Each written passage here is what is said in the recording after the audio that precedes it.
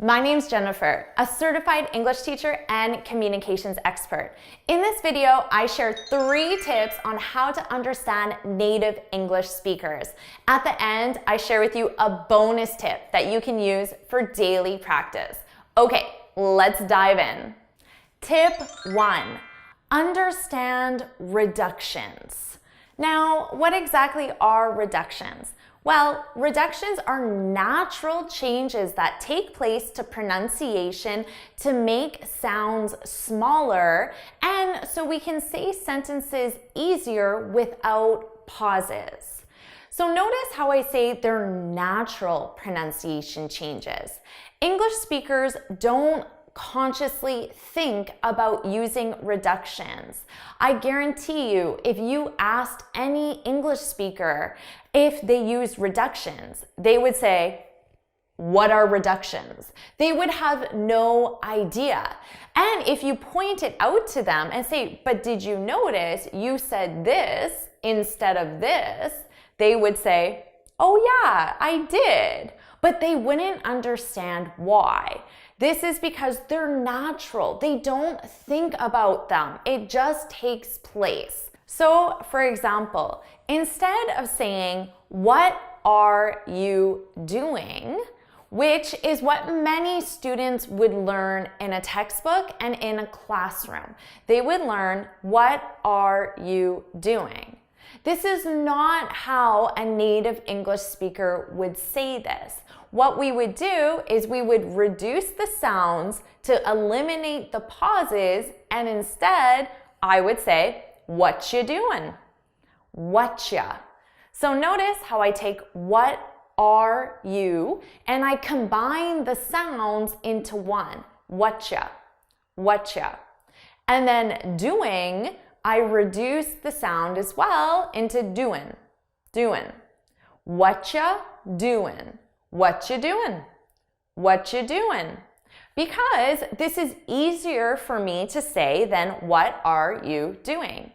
And because it's easier, a native English speaker will always choose the fastest and easiest way to communicate their message. And we do this through reductions. Tip 2, learn idioms and phrasal verbs. This is an area where I find you can instantly tell if someone is a second language learner when they don't use any idioms and they don't use phrasal verbs. And because of this, their sentences sound a little awkward, a little too formal compared to native English speakers. So for example, listen to this realistic conversation that would take place between a friend and I. So I would text her and I would say, "Wanna check out a movie tonight?" So here I used a reduction, wanna. Now this is instead of want to. Want to becomes wanna as a reduction. Wanna. And then I'm not saying wanna watch a movie tonight. Instead, I'm using the phrasal verb check out. Check out has many different definitions and it depends on the context. But here we can use check out as the same for watch. And what could her reply be? She could say, "Nah, I'm beat." Nah, I'm beat. This is an idiom which means she's tired. And nah is another way of saying no. So here, instead of saying, "No, I'm tired," she's using an idiom and a slang expression. "Nah, I'm beat." And then she could suggest instead, "Let's chill at my place." So here, "let's chill at my place." Chill is a very natural and a very common expression that English speakers would use. Now, what I just gave you is a very common informal way of asking someone what they want to do.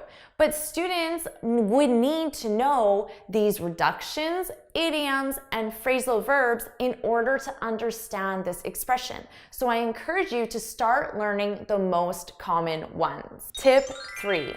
Learn with your ears. If you want to understand native English speakers, you need to start training your ear and practicing your listening skills every chance you get.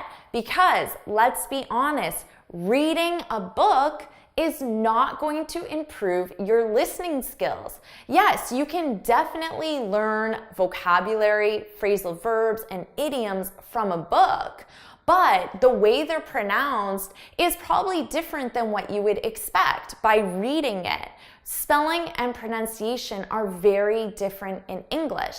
And when you read it in a book, you're not hearing the reductions. You're not hearing it at a natural pace. So I encourage you to seek out opportunities to improve your listening skills and start learning these new phrasal verbs and idioms and reductions with your ear, not with your eyes. Bonus tip. Join my Facebook group. I created this Facebook group specifically to let you hear natural spoken English, and that's what you get. Every single day, I create a video where I use natural expressions. In the video, I speak to you the way I speak to my friends, the way I speak to my colleagues, the way I would speak to my boss. So you hear English in many different contexts. And I always explain the main expressions and pronunciation changes that are taking place. Why did I create this group? Well, I created it because I realized that even my advanced students were still struggling to understand me when I spoke to them naturally. And I wanted that to change. So there you have it. Understanding natural English speakers is a skill, but it's a skill that you can learn through repetition and practice. So make sure first you understand reductions, learn idioms and phrasal verbs, and then learn with your ears and listen to natural spoken English every day on my Facebook page. Thanks so much for watching. If you found this video helpful, please hit the like button, share it with your friends, and of course, subscribe. And until next week, happy studying.